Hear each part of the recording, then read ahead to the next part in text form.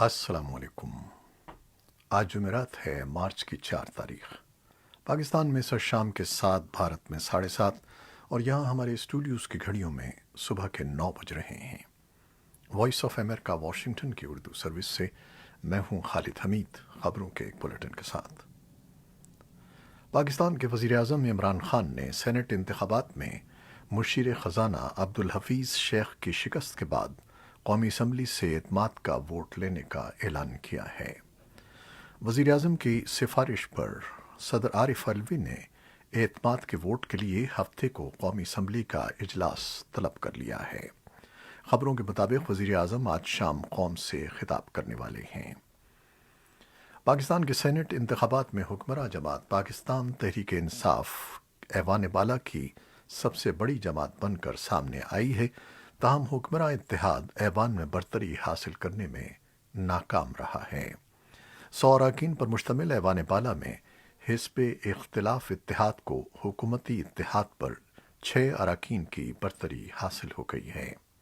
پاکستان کے سینٹ انتخابات میں حکمراں اتحاد کو متوقع کامیابی حاصل نہ ہونے کے بعد سیاسی جماعتوں کی نظریں اب چیئرمین سینٹ کے انتخاب پر جمی ہوئی ہیں۔ پاکستان نے منگل کے روز اعلان کیا ہے کہ وہ 9 سال کے تعطل کے بعد ترکی کے لیے براستہ ایران بین الاقوامی مال بردار ٹرین سروس کا آغاز کر رہا ہے۔ اس ریل گاڑی کا پہلا تجربہ سن 2009 میں کیا گیا تھا۔ ترکی اور پاکستان کے درمیان 14 مال بردار گاڑیوں کی آمد و رفت کے بعد نقل و حمل کے چیلنجوں، باقی ماندہ بنیادی ڈھانچے کی تعمیر اور سیکیورٹی خدشات کے باعث سن 2011 میں اس سروس کو بند کرنا پڑا تھا۔ پاکستان کے وزیر اعظم کے کامرس اور سرمایہ کاری کے مشیر عبدالرزاق داؤد نے مال بردار ٹرین سروس کی بحالی کا اعلان کرتے ہوئے کہا کہ استنبول تہران اسلام آباد ٹرین کا ایک طرف کا سفر تقریباً 12 دن میں مکمل ہوگا۔ اس میں 750 میٹرک ٹن تجارتی مال لے جانے کی صلاحیت ہوگی۔ رزاق داؤد نے ٹوئٹر پیغام میں لکھا کہ یہ ٹرین سروس تینوں ملکوں کے درمیان دوستی کا ایک ثبوت ہے اور پاکستان، ایران اور ترکی کے درمیان مال کی نقل و حمل میں خاصی کامیابی حاصل کرے گی۔ تاجروں اور ماہرین نے اس اعلان کا خیر مقدم کرتے ہوئے کہا ہے کہ 6500 کلومیٹر لمبی یہ ریلوے لائن کنٹینروں کے ذریعے مال کی نقل و حمل میں تیزی لائے گی، اخراجات میں کمی ہوگی اور اس سے سفر کا وقت بھی کم ہو جائے گا۔ سمندر کے ذریعے یورپ سے پاکستان سامان پہنچنے میں 45 روز لگتے ہیں۔ یہ ٹرین پاکستان کے جنوب مغربی صوبے بلوچستان سے ایران میں داخل ہوگی۔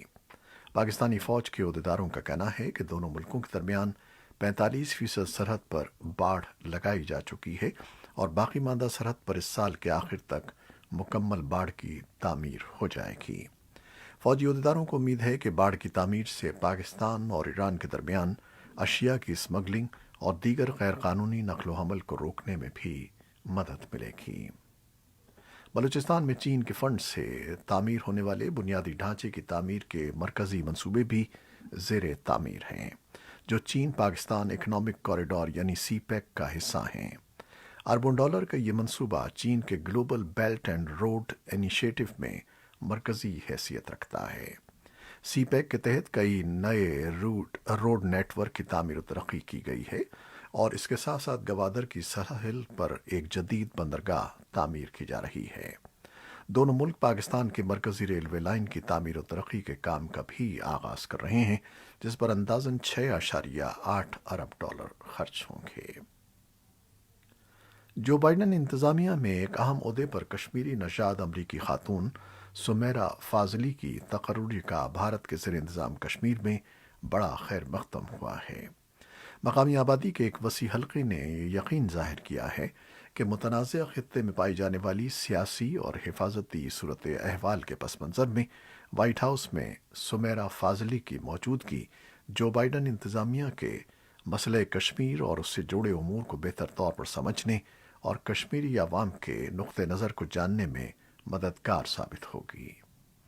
تجزیہ کاروں کا کہنا ہے کہ کشمیر جیسے پیچیدہ مسئلے کو حل کرنے کے لیے بھارت اور پاکستان کو مذاکرات کی میز پر لانا ناگزیر ہے اور یہ ان دونوں ملکوں کی داخلی سیاست سے جڑی بعض مجبوریوں کے پیش نظر امریکہ جیسے بااثر تیسرے ملک یا طاقت کی ثالثی کے بغیر ممکن نہیں ہے۔ امریکہ کے صدر جو بائیڈن نے ایک پاکستانی امریکی کاروباری شخصیت دلاور سید کو اسمال بزنس ایڈمنسٹریشن کے شعبے کے ڈپٹی ایڈمنسٹریٹر کے عہدے کے لیے نامزد کرنے کا ارادہ ظاہر کیا ہے۔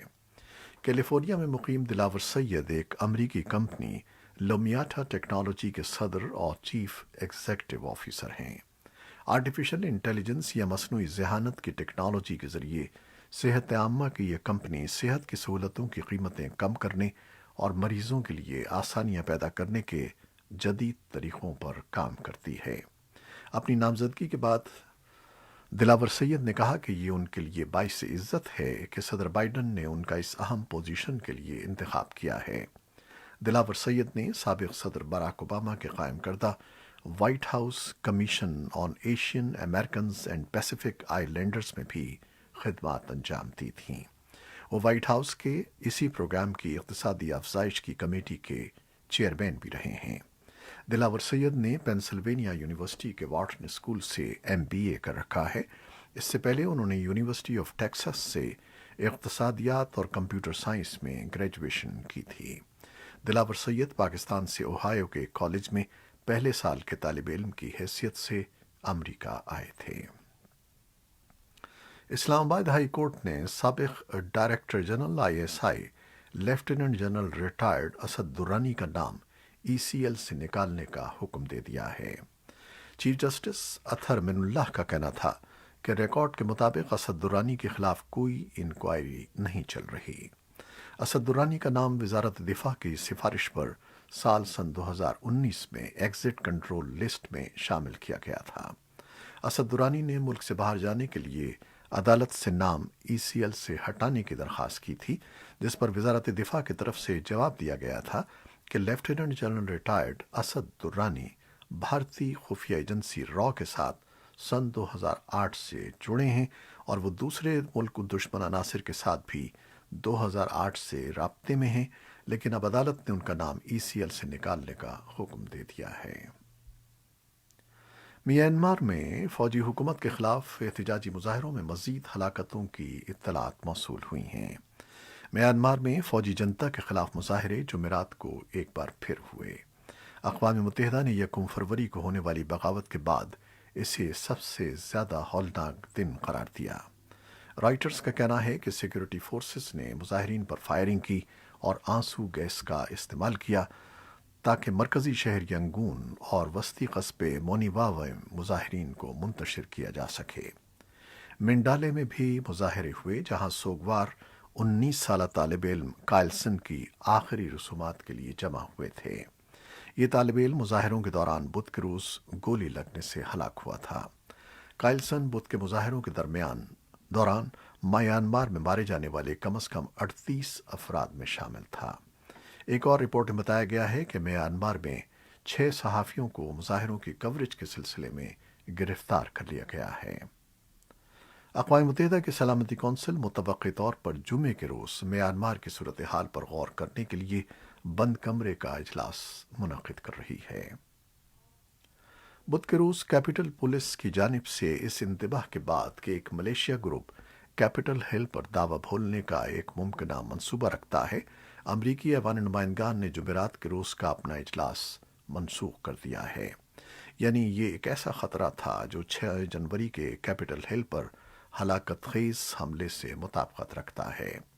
ایوان میں پروگرام کے مطابق جمعرات کے روز پولیس ریفارم کے ایک بل پر بحث ہونا تھی، لیکن ایوان کے ایک ڈیموکریٹک معاون نے کہا ہے کہ اس پروگرام میں پولیس کے اس انتباہ کی وجہ سے تبدیلی کی گئی جو انٹیلیجنس کی ان معلومات پر مبنی تھا کہ ایک ملیشیا گروپ سیکیورٹی کے لیے خطرہ پیدا کر سکتا ہے۔ امریکی وزیر خارجہ اینٹونی بلنکن نے بدھ کے روز کہا ہے کہ امریکہ اور چین کے تعلقات دنیا میں صدی کا جیو پولیٹیکل ٹیسٹ ہے۔ واشنگٹن میں خارجہ پالیسی پر اپنی پہلی اہم تقریر میں بلنکن نے کہا کہ نئی بائیڈن انتظامیہ مضبوط پوزیشن پر رہتے ہوئے چین کے ساتھ تعلقات کو منظم کرے گی، جس کا تقاضا ہے کہ سفارتکاری اور بین الاقوامی تنظیموں کے ساتھ رابطے۔ اسٹیٹ ڈپارٹمنٹ میں اپنی تقریر میں امریکہ کے چوٹی کے سفارتکار نے کہا کہ واشنگٹن چین کے ساتھ مسابقت اور تعاون اور ضروری ہوا تو مخالفانہ انداز برقرار رکھے گا۔ انہوں نے کہا کہ چین واحد ملک ہے جو اقتصادی، فوجی، ٹیکنالوجیکل طاقت کے ذریعے کھلے اور مستحکم بین الاقوامی نظام کو چیلنج کر سکتا ہے۔ بلنکن کی تقریر میں صدر جو بائیڈن کی اس حکمت عملی کا خاکہ بیان کیا گیا جو دنیا کے اسٹیج پر سفارتکاری کے ساتھ قیادت کے ذریعے امریکی طاقت کے احیا سے متعلق ہے۔ امریکی عہدیداروں نے عراق میں امریکی اور اتحادی عملے پر راکٹوں کے تازہ ترین حملے پر اپنے رد عمل میں کہا ہے کہ امریکہ اس حملے کا جواب دینے میں تعامل نہیں کرے گا اور ضروری ہوا تو فوجی طاقت استعمال کرے گا۔ بدھ کی صبح دفاعی عہدیداروں کے مطابق حملہ آوروں نے مغربی عراق کے عنبر صوبے میں الاسد ایئر بیس پر کم از کم 10 راکٹ فائر کیے تھے۔ حملے سے پناہ لیتے ہوئے امریکی سویلین کانٹریکٹر دل کا دورہ پڑنے سے ہلاک ہو گیا تھا۔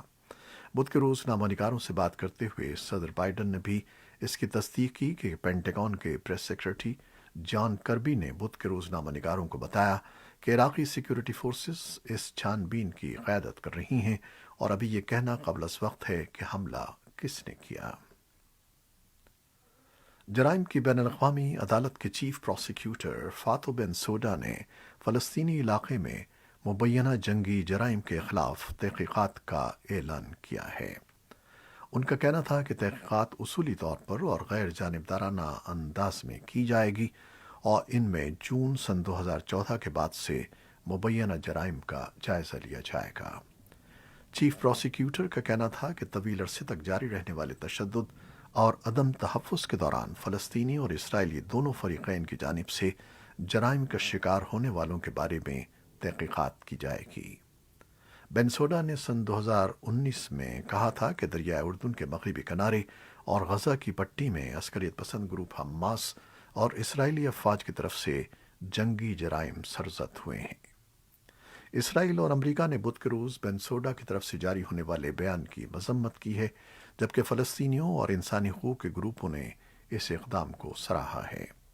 امریکی محکمہ خارجہ کے ترجمان نیٹ پرائس کا کہنا ہے کہ امریکہ ایسے اقدامات کی مخالفت کرتا ہے جن میں اسرائیل کو غیر منصفانہ طور پر ہدف بنایا گیا ہو۔ فلسطینی اتھارٹی نے دنیا کے ممالک پر زور دیا ہے کہ اس اقدام کو سیاسی نہ بنایا جائے۔ فلسطینی وزارت خارجہ نے کہا ہے کہ طویل عرصے سے متوقع اس اقدام سے فلسطین کی طرف سے انصاف اور احتساب کے لیے انتھک کوششوں کا اظہار ہوتا ہے جو امن کے لیے انتہائی ضروری ہیں۔ اور اب کورونا سے متعلق کچھ خبریں۔ پاکستان کرکٹ بورڈ نے کھلاڑیوں اور سپورٹنگ اسٹاف کے 7 افراد کے کورونا ٹیسٹ مثبت آنے کے بعد پاکستان سپر لیگ سیزن 6 کے بقیہ میچز غیر معینہ مدت کے لیے ملتوی کرنے کا فیصلہ کیا ہے۔ اس بات کا اعلان بورڈ کی جانب سے چیف ایگزیکٹو وسیم خان نے ایک پریس کانفرنس میں کیا۔ شائقین، کھلاڑیوں اور فرنچائز مالکان کی جانب سے سپر لیگ ملتوی کیے جانے پر افسوس کا اظہار کیا جا رہا ہے، جبکہ مبصرین کا کہنا ہے کہ بائیو سیکیور ببل کی بارہا خلاف ورزی پر کورونا کیسز بڑھے ہیں۔ یہ تھیں وہ خبریں جو فیس بک لائیو پر ہم نے آپ کے لیے پیش کی۔ ہماری ویب سائٹ اور یوٹیوب پر یہ بلیٹن پوسٹ کر دیا جاتا ہے جسے آپ بعد میں بھی دیکھ سکتے ہیں۔ خالد حمید کو اجازت دیجیے گا۔ اللہ حافظ۔